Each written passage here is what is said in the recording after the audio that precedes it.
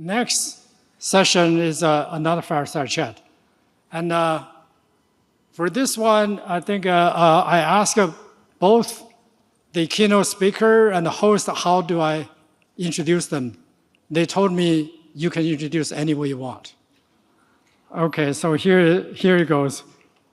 For Fei-Fei, it's my great pleasure to introduce her because she's my long-term friend, colleague, and collaborator.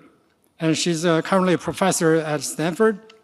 And she co-founded the Stanford Institute of Human-Centered AI when many people didn't know human-centered is really important. And she's a member of the National Academy of Engineering and National Academy of Medicine. She's a founder and CEO of World Labs.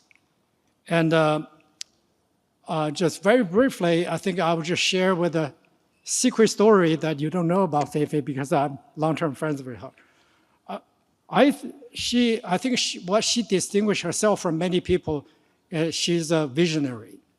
You know, when she and I start talking about ImageNet, it's her vision, and she,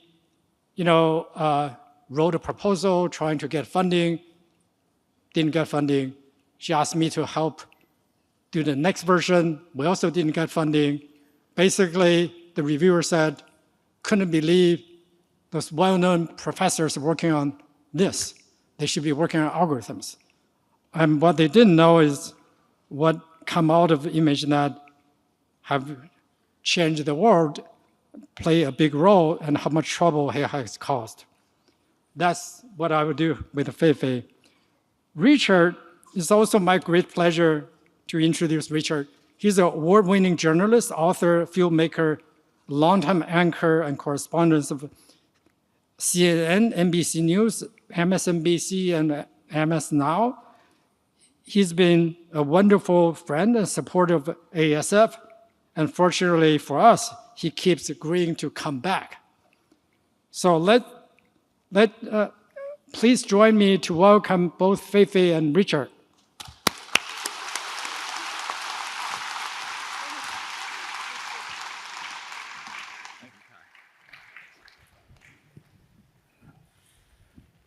Well, thank you, Kai Li. As always, it's great to be here at Stanford as well as ASF. And look who's here!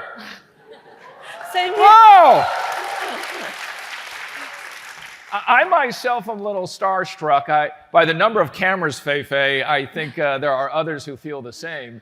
And that was such a great introduction by your father. No, just, I'm joking. They're not related. That was a joke.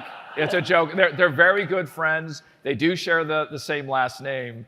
But it's an important relationship, the friendships you build in your career as well as outside of your career. Yeah, I'm very grateful. Yeah, Kai and I have known each other for decades.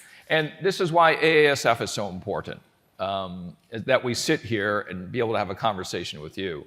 And Fei-Fei, when you are asked to speak all around the world, I have to ask you, what makes you consider, well, yeah, I'll go, and number two, this is what I want to say. So today you said, yes, I do want to sit down. I do want to talk with all of these great thinkers, students, and leaders. What do you think is the most important message on this Saturday? Well, great question. I always say that I'm the most boring AI speaker because... Not true. You haven't heard what I'm about to say. So AI is full of extreme rhetoric right now. Yeah. The louder the polarized voices, the more airtime they get. But I'm a scholar, I'm a scientist, and also I'm now an entrepreneur. AI is the messy middle. Mm-hmm. As a technology, it's a double-edged sword. As a civilizational technology, it not only is incredibly powerful, it's also butting against the most messy of our world, which is our own humanity. Mm-hmm. And when you have a powerful technology meeting the messy humanity, you have everything in the middle. Yeah, so if you ask me what's my voice, I want to speak as a scientist and an entrepreneur from the middle, not from the extreme sides. And you've been very consistent with that. And if you have done your homework before arriving today, you'll know that Fei-Fei has consistently, and up to today, I was looking at some of the other interviews you've done, you're a pragmatist. And yet we are pushed, and I know that in my business, we are often talking in these extremes. Yeah. How do you help us understand that messy middle? What are some of potentially the thoughts that we need to entertain about the messy middle?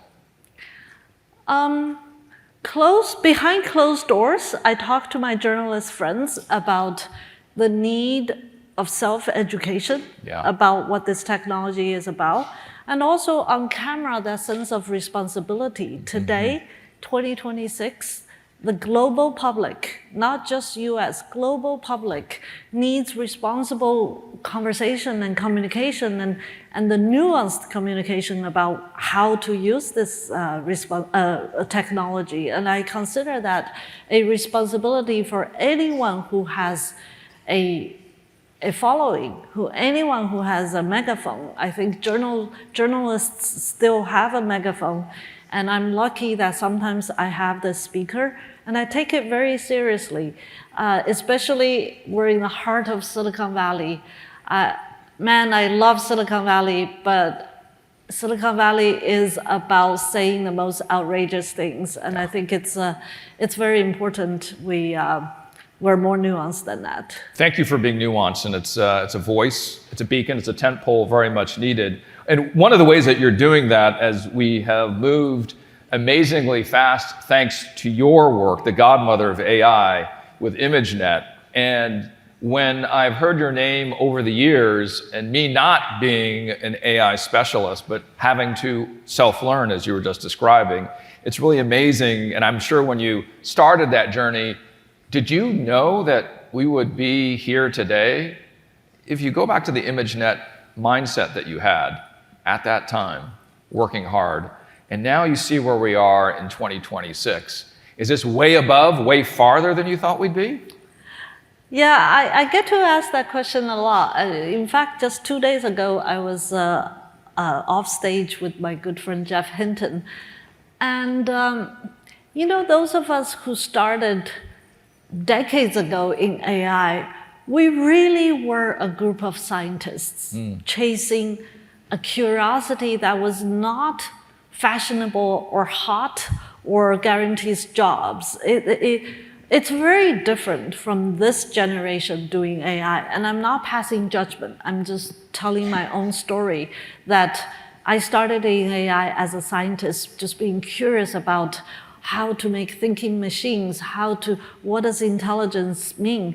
So of course, for example, you talk about ImageNet. ImageNet, I understand it's one of the most prominent work in my career, but it's not the only work. My entire career is after this problem of visual intelligence and now spatial and physical intelligence. All of this is rooted in a deep belief that there is a frontier of knowledge and innovation that as scientists, it's our responsibility and frankly, our enjoyment to push that frontier forward. And when you do that out of love, out of curiosity, you don't think about, is it gonna be a big deal out there in the VC world or in whatever. Right.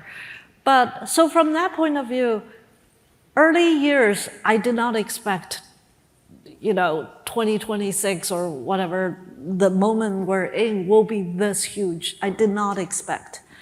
But I did after ImageNet moment. Many people think 2012 was the ImageNet moment. And then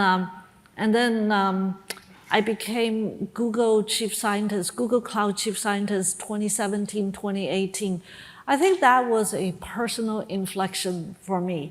At that moment, seeing machine learning and AI potentially impacting every vertical business, because I was at Google Cloud, so I get to see vertical businesses. I think it did dawn on me that this is no longer a personal curiosity. This is a civilizational technology. It changed me from a scientist that just was chasing curiosity to a scientist that recognize my own societal level responsibility. Do you want that responsibility? I think that's what responsibility is. You don't have a choice. Yeah, exactly. When I think of what you just said, Fei-Fei, and we move forward to your next big question that you're trying to solve at World Labs, how is that question faring? How is the answer to the question that you're trying to solve at World Labs faring? Yeah, so the question we're trying to ask here is how do we push the frontier of AI beyond language intelligence into spatial and physical world? Why is this important? Is because evolution has told us a story that so much of the development of intelligence system from animals to humans rely on spatial and physical intelligence. In fact, this intertwined relationship between perceiving and interacting is the story of evolution. Most of evolution's development of intelligence is pre-verbal. Before humans as an animal, there isn't much language in the animal world, yet we see incredible ability in navigating and manipulating and changing the physical world based on animal intelligence. So that capability would be incredible to unlock. Think about all the potential scientific discovery work. Think about all the potential help humans can have, whether it's natural disaster relief or exploration of dangerous places or manufacturing or agriculture. And personally speaking, every day I am a caretaker of elderly parents and sick patients. And I understand that incredible physical toll that humans and caretakers go through. So unlocking spatial and physical intelligence would be incredible for many, many vertical use cases. So how is it going? I think the progress is accelerating. When we started World Labs back in 2024, we were a little over a year after the ChatGPT moment. So there was the whole world's attention was in language models. But today, fast forward to 2026, everybody and their aunt is talking about world models, to the point that 2 months ago, I was like, wow, we really need to define world models because everybody was talking about it in their own definition. So I wrote a technical blog about how I see the functional taxonomy of world models. So it's a long way of saying that the progress is accelerating. The problem is extremely daunting. It's compared to language modeling, world modeling, spatial intelligence, physical intelligence, it comes with its own challenges that language doesn't have. To start with, data is a challenge. The second is that the world is extremely vast, whether it's virtual or physical. And on top of that, if you want to apply an interactive change to the physical world, then we're talking about the actuation and the interface between hardware. So these are extremely challenging technical problems that goes beyond language models. So if you can, for us, level of difficulty and level of importance to the desired outcome that you're trying to solve for here, looking at the model opportunity and the data opportunity, you alluded to both sides of that when we're thinking about physical AI. What's the bigger which has the higher difficulty, the model development or the data side of physical AI? It's very hard to answer this question, Richard, because they're so intertwined, but I understand that as a journalist, you are pushing for a crisper answer. So if you force me, I would still say it's data.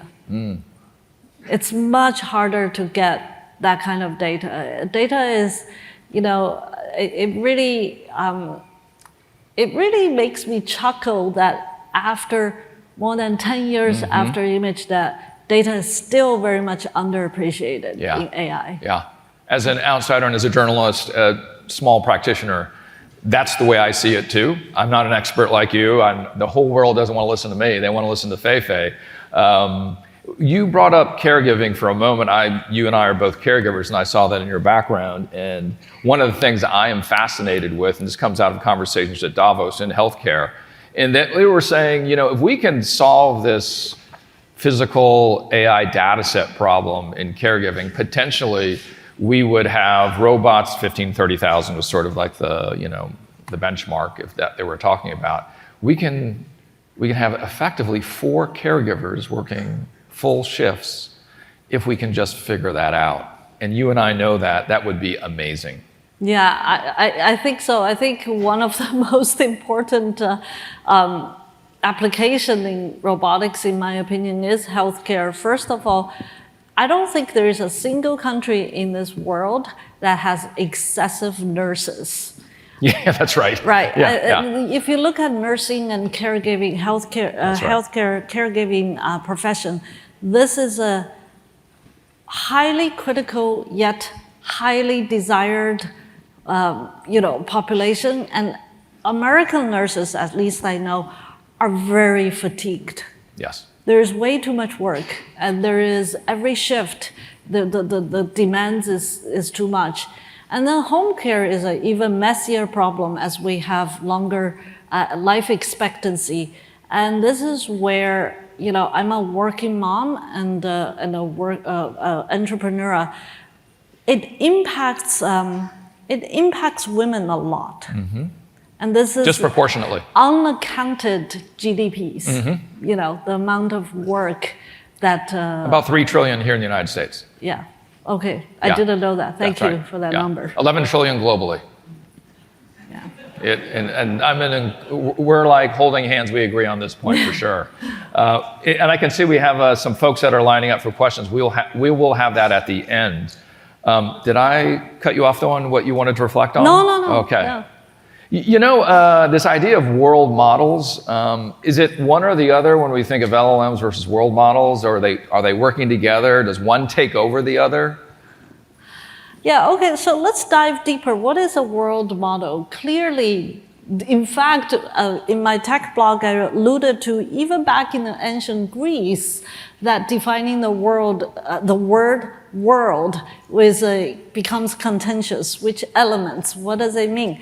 So I would like to look at it in a functional taxonomy way, which in a 3-tier definition of world model is what we call rendering, simulation, and planning. What does that mean? Rendering is really about a model that can show you what the world appears to be. And that is very much what we see today, VO, CDANs, Kling, a lot of the video generation model that gives you beautiful pixels of moving or static pixels that shows, an astronaut is riding a horse. There's an avocado chair. These are like early renderings of the world. So that is one layer of world modeling. It focuses on giving you what meets the eye. The consumer of the rendering aspect of world model tends to be humans. Humans get to enjoy these pixels, and some humans get to manipulate these pixels. So that's one level. The second level is simulation. Simulation goes deeper than rendering. Here, it's not just about beautiful pixels and entertainment. It's about, are we capturing the physical and dynamic reality of the world? For example, when I simulate the world that's in front of Richard and me, I would like to know, how does this bottle move? If I pour the water, how does it move? So this goes beyond just putting pixels on the screen. It's about, how do I faithfully simulate the physics and the dynamics and the movements and the structure of the world? Obviously, this is related to rendering. You can say, if I have perfect rendering, you might get to very good simulation and vice versa. But the consumer of simulation is likely both humans and machines. For humans, for example, gamers, we love playing simulated games, right? But machines, for example, using CAD model, or to design machines or moving robots in simulation, the consumption might be, the user might be machines and programs themselves. The last but not least is planning. This is where not only we want to understand the structure of the world, is that when we put in action, the world model predicts what's the next step? What do we do next? And this has direct implication to self-driving cars, to robotics. And these three layers are interconnected. As I said, if you have perfect one thing, you might actually lend itself to a very high quality another thing. What we are seeing now in this current trend is that these three functions or modeling of these three functions are starting to merge. And so even at World Labs, we are really looking at the linchpin of these three layers, which is the simulation layer. But our model can render very well. And it also, the model architecture potentially can lend itself to planning as well. So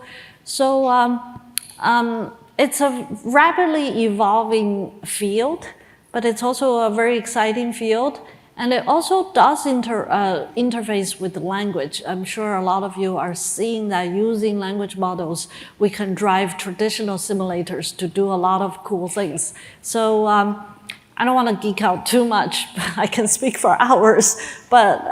Don't you want her for hours? All right, well, here we are. I think Kai would not be happy.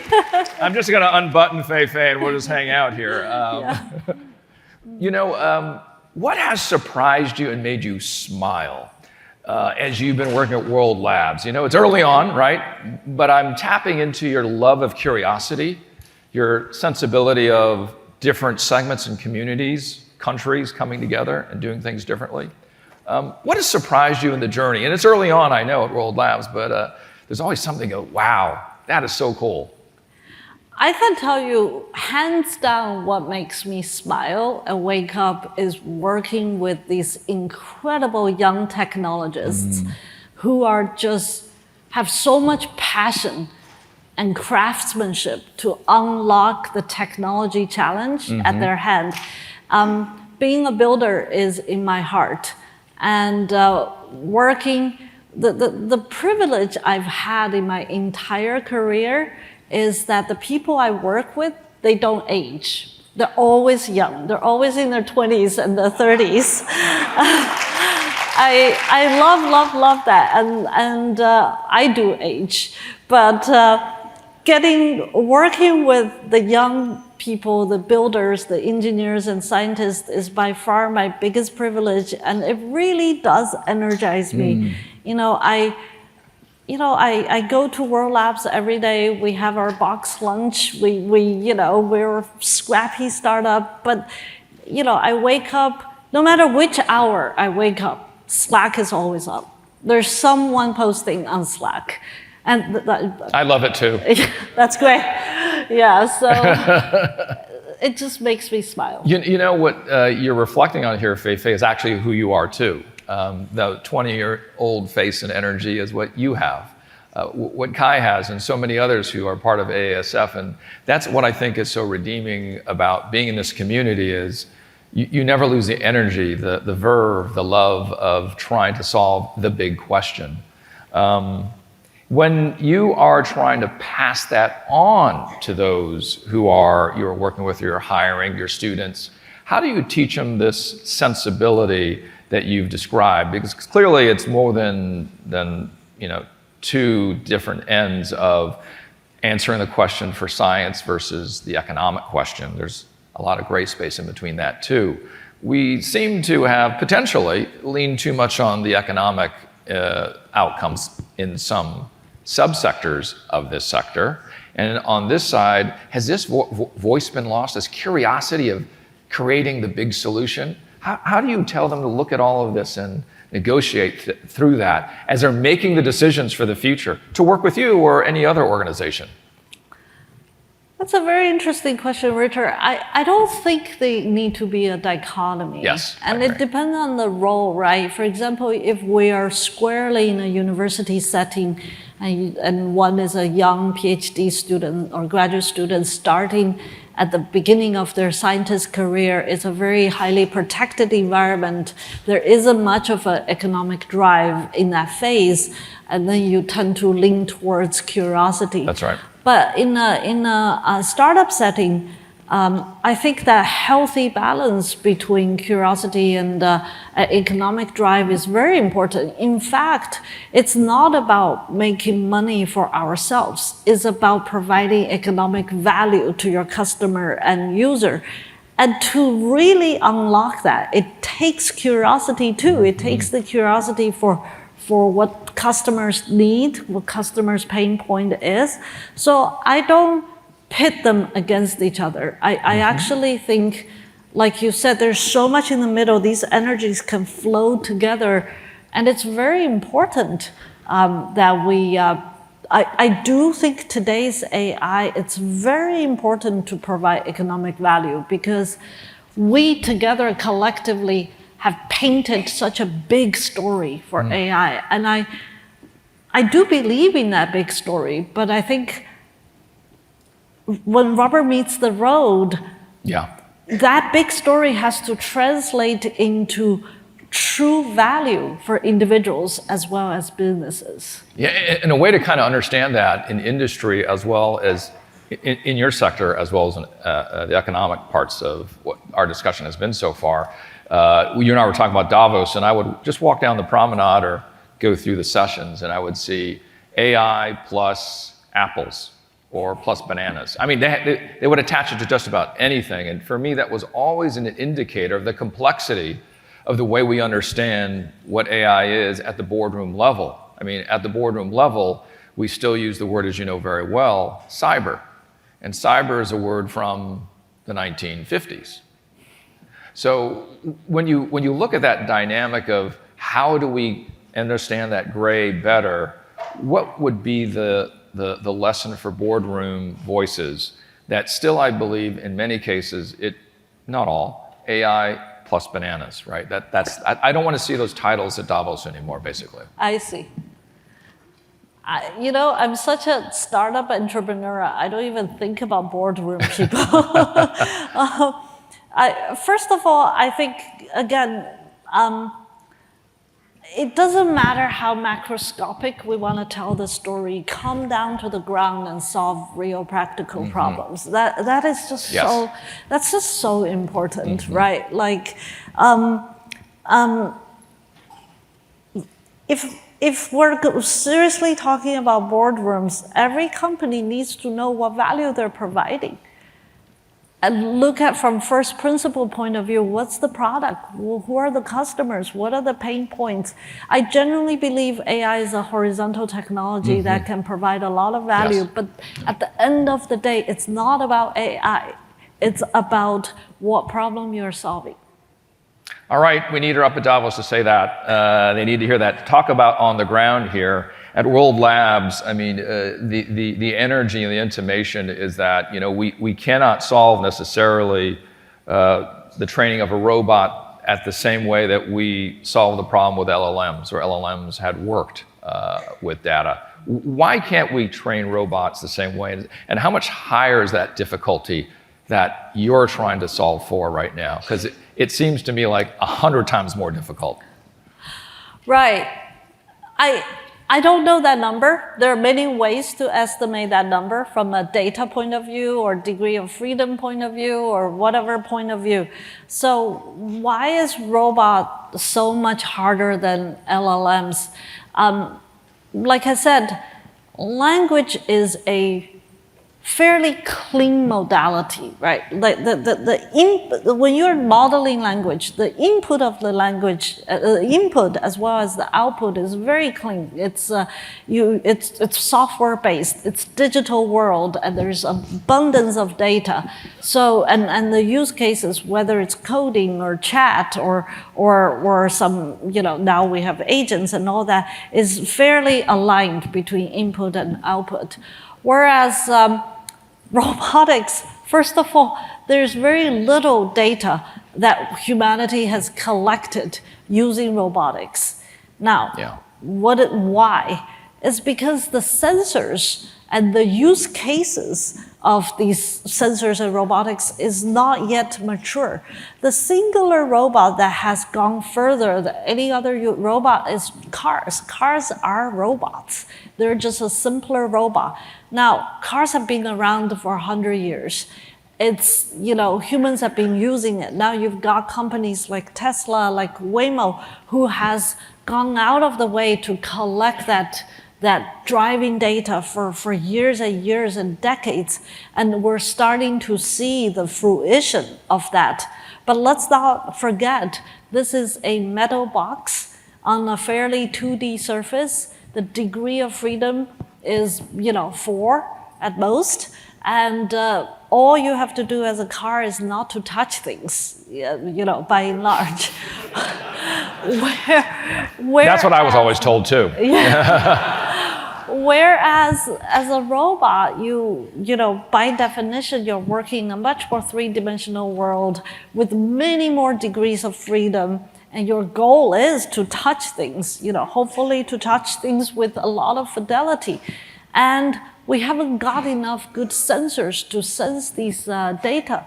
Now, we are seeing very interesting movements from VLAs where video data is being used to train robot. The jury is still out there. I think they are gonna play a tremendous role because after all, video data, human hands, and now we're collecting egocentric as well as teleoperated. All these data are gonna play a huge role. But in terms of orders of magnitude, we're nowhere near not even the driving data, let alone the LLM data. So I'm not saying this is not solvable. In fact, World Labs is part of this incredible quest that many people are in.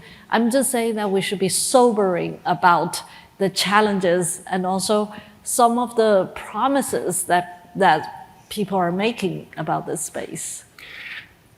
Why are we seeing here, Fei-Fei, in just the last 3-4 weeks, again from the news side, a lot of headlines, a lot of stories being told about certain models jumping outside of their sandbox, not staying within the constraints. What is the thing we need to think about as that is or is not happening in the way that it's being told? Because obviously what we read sometimes is not exactly all the detail. But these models that are getting outside of their constraints, the concerns that have risen from that, how do you explain that to your students? I know what you're referring to. Look, technology is always a double-edged sword. Mm-hmm. And depending on how we use it, who uses it, and for what purpose, it can become dangerous. Some danger is by design, some danger is unintended consequences. I don't think we should take away the seriousness of coding agent-based AI can, when optimized in certain ways, can do a lot of damage, especially in cybersecurity. I do think the ultimate responsibility is in humans. In humans, how we govern it and how we manage it. I made an analogy a couple of days ago. Any car company in the world today, it doesn't have to be fancy, can say that every Friday my car's brake will not work. That's an easy technology. It doesn't take AI. It takes a very simple procedural, program to do that. But we don't have that. We have a collective trust and social norm and laws and guardrails to know that if we buy a car, the brake is not going to malfunction every Friday, right? So how did that happen? Is it a technology solution? Is it a societal solution? Is it out of ethics? Is it out of legal parameters? That's the messy middle, is that AI is very new And it's showing capabilities in certain cases, for example, cybersecurity, that can actually become dangerous in certain ways. So this is where we need to develop both norms, guardrails, and also a healthy dosage of public education to understand what's going on, and which, thank you. All right. You got one fan right there on that one, yeah. All right. And this is where I do want to say that as a scientist and educator, I'm very concerned that the second we talk about AI, some of the voices go straight to the most dystopian, doomerism, rhetoric. We can always use stories to support some rhetoric, but that's not helpful. You know, I want to move to your personal story, which I think is very dynamic, given that many of us share your journey, your family's journey, and you know, as a professor here at Stanford, as well as an advisor to the president here as well, CEO and founder of World Labs, +++, parent, caregiver as well. You've got like 8 different full-time jobs all at once. And I'm always interested in what family taught you along the way, and that you realized along the way that they taught you, that got you to this point that you're at today. Because I just listed 5 or 6 different full-time jobs. All of them came from, most likely, an inspiration, an idea, a way of seeing life from family. Who would 1 or 2 of those be, and what did they teach you? You know, everybody's journey is different. I think one thing I probably share with so many of you in the audience is the journey of being an immigrant.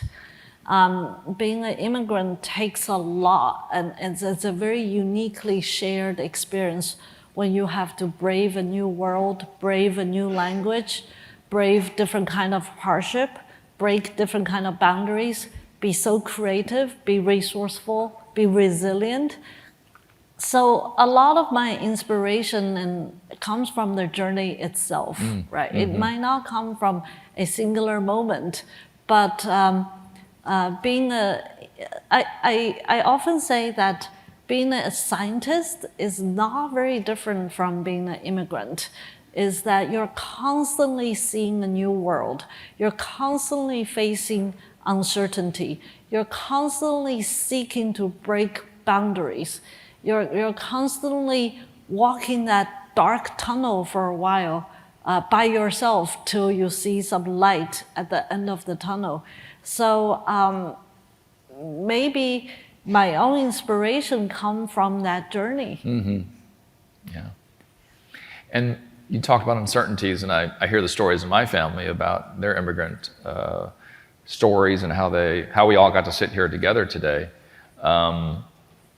And I'd like to know, what was one of those uncertainties? Take us back to that time when you first came to America as a teenager on a scholarship. That meant somebody helping you, right? And others who helped you. And ASF is about that very give and take. What was one of the uncertainties that you can remember you had that really stands out? I think, actually, to answer your question, I almost have 2 dual moments. One is now, one is back then, and it feels very similar. Back then, when I was a college student and then became a graduate student, I really don't know if I can make it as a scientist. Being a scientist was a little bit of a luxury for the kind of family conditions. I was still running my dry cleaner shop. So there is that uncertainty. Just like today, being an entrepreneur, no one guarantees we're going to be successful. One thing I tell my company is, forget about the glamour, forget about whoever writes about us. We're entrepreneurs. We're in a dark tunnel, and it's going to be a long stretch of that dark tunnel, that there's a lot of uncertainty. You're driven by passion, you're driven by resilience, you're driven by conviction. But no one guarantees that outcome. And in the early days of wanting to be a scientist, I felt the same. You know, I was really passionate, wanting to be a scientist. It was the love of my life. But no one told me I would even have a job at the end of grad school. That's right. And that's the kind of uncertainty one has to face. And what I think I'm very grateful for, I don't know who should I be grateful to, maybe myself, maybe just the culture I got myself into, is that fearlessness. Is that how do you face uncertainty? There is, you know, people ask me, how do I hire these days? First of all, hiring is really hard in Silicon Valley for those of you who are trying to do a startup. I look for fearlessness because it's too much uncertainty. And especially in a startup, this is not a guaranteed rest and vesting job. So just like being a scientist, one has to be fearless. You have to want to go after something you care so much about without being fearful of the potential result that might be called failure. That fearlessness, Fei-Fei, as you walk into rooms, and you know often those rooms don't look like you in many different ways. How do you walk? Do you say something to yourself? Is it something? Well, actually, take us back when you did say something to yourself. I'm walking into a room, and I'm actually recognizing at the moment, I'm a little bit different than all these other folks, and it seems to be happening every day. What did you say to yourself that got you through that? Today, I can clearly see you walk into a room, you know what you have to offer, and others see it too. But in the beginning, was it like that? And what did you say to yourself? Yeah, I think what often overwhelmed me in my early career was the passion I have for what I'm doing. When I was, and I'm not trying to rosify, I know what you are saying, and there are definitely moments, whether I remember or not, that it's uncomfortable, that I might not be given the attention that I deserved or not deserved. There are those moments, and I think what I'm trying to say is that there is a choice I made for myself, and that choice is to focus on what I love and feel passionate about, or to focus on what drags me down. And I just made that choice, that focus on what I feel passionate about. That family restaurants, as well as dry clean, working in restaurants and the family dry cleaning, I can't think but help at your parents going, Fei-Fei, you want to become what? And what do you want to do? What stands out in your brain, in your memories about what they told you that you do hold this closely today? Okay, so the good news of my parents they're not that tiger from an Asian parent's point of view. Are they open for adoption?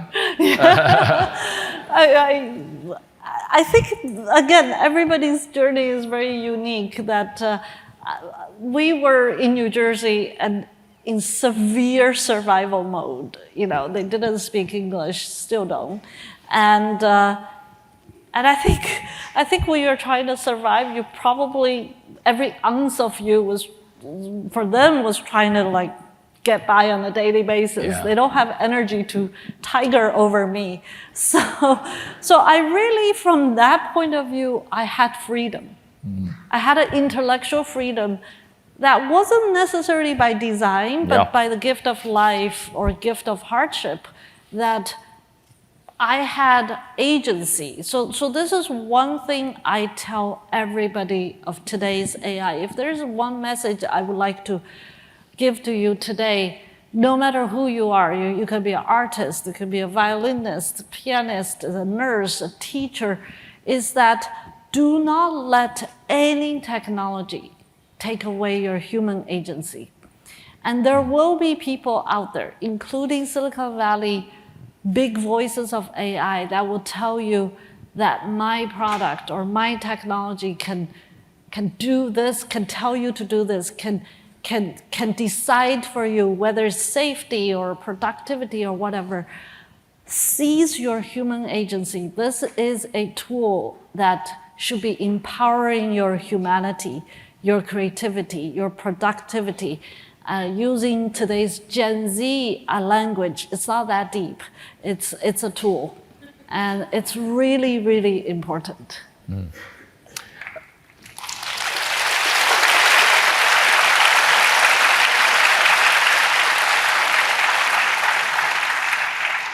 I want to finish with this before we go to some questions, and this is not low-key.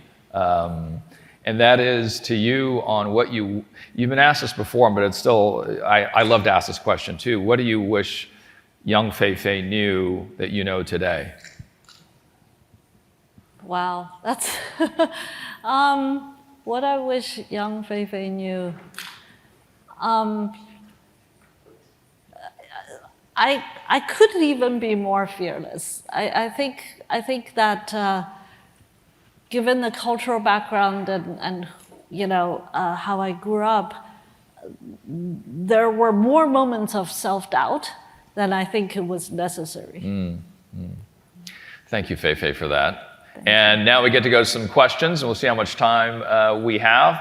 If you could state your name, what your title is, student, world conqueror, whatever you are. We'll start with this microphone here on my right. Yeah. Thank you, Richard, and thank you, Professor Fei-Fei, for the great chat. My name is Alex, and currently working on our startup business. And I have some questions for Professor Fei-Ei. So the first question is... One question. Oh, sorry, one question. Sorry. Okay. Yeah. Well, my question is, so to make it simple, so people say entrepreneurs, they're always lonely. And I'm wondering, have you got similar feelings before at some time, and how did you overcome it? And I'm sure there are many entrepreneurs here at the event. So do you have any suggestions for us? What's your name again? Alex. Alex, okay. Yeah. Yes, it's lonely. Life is lonely.